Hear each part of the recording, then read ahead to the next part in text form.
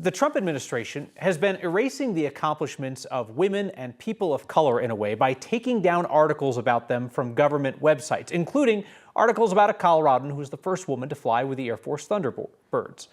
The Air Force was pretty direct with our Mark Salinger. They said that her story was erased because it was considered diversity, equity, and inclusion. There are certain people you meet I'm Lieutenant Colonel Nicole Malachowski. who immediately stand out as incredibly impressive. Nicole Malachowski is one of them. Yes, sure. I flew F-15E Strike Eagles in 3 operational fighter squadrons. I had the privilege of commanding a fighter squadron, and I also served as a pilot with the United States Air Force Thunderbirds and was, in fact, the first woman to do so. Nicole is a retired U.S. Air Force colonel. She served our country for 21 years. Plenty of articles have been written about her and published to military websites. When you click on that link, it'll literally say 404, page not found. Now some of those articles have been removed. The military says the topics are considered diversity, equity, and inclusion, or DEI. And it's been really just shocking to me to see that we would censor the historical fact, the historical stories, the historical contributions of service members and veterans. Stories about Nicole with headlines like, "A Life in Flight for First Woman Thunderbirds Pilot" used to be on military websites.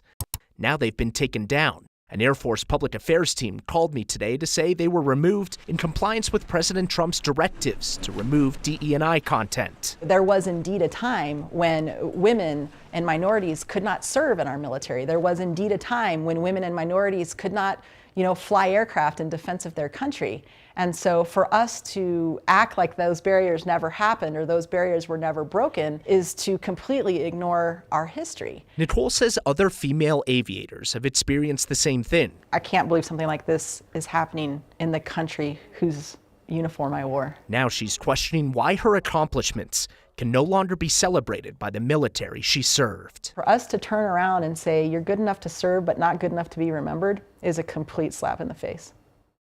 It's been well reported around the country that the Trump administration has worked to remove content that they consider DEI from government websites.